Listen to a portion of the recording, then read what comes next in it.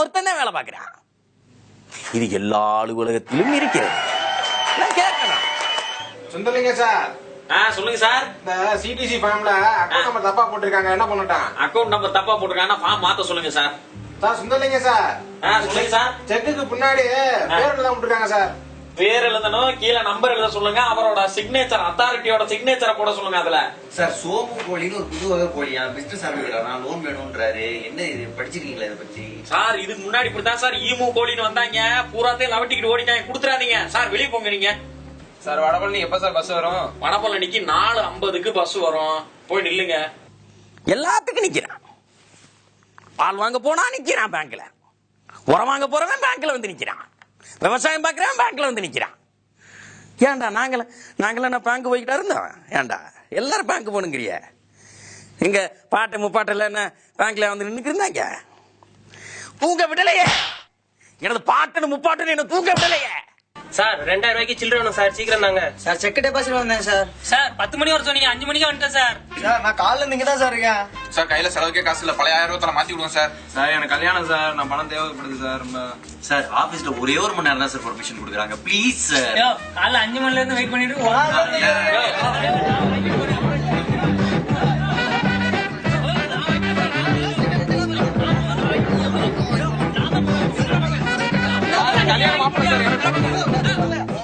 வரிசையில் நின்னு போறா. போனாலும் பணம் கிடைக்குமானா கிடைக்கல.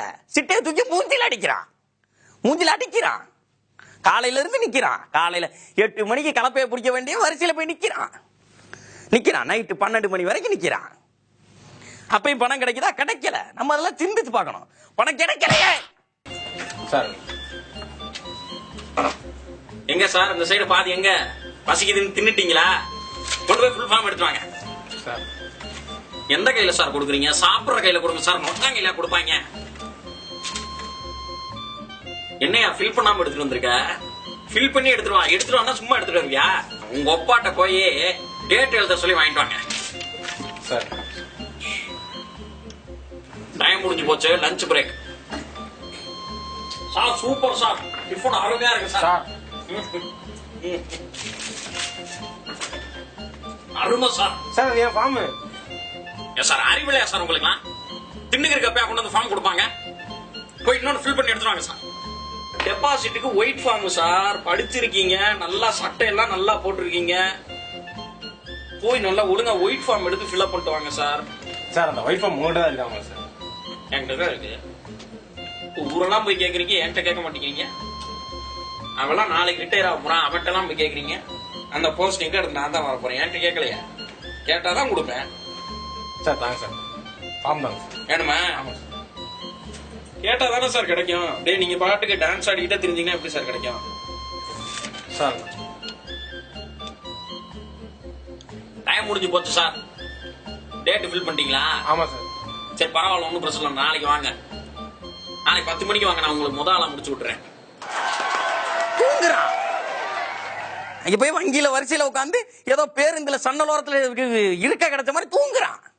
தூங்க கூடாது. எப்படி தருவேன்? அப்புறம் எப்படி பணம் கிடைப்பேன்? எப்படி வாங்குவேன்? அவன் மாமனா உட்காந்துருக்கான், கோப்பனா உட்காந்துருக்கான் கொடுக்கறதுக்கு. அவ்வளவுதான்.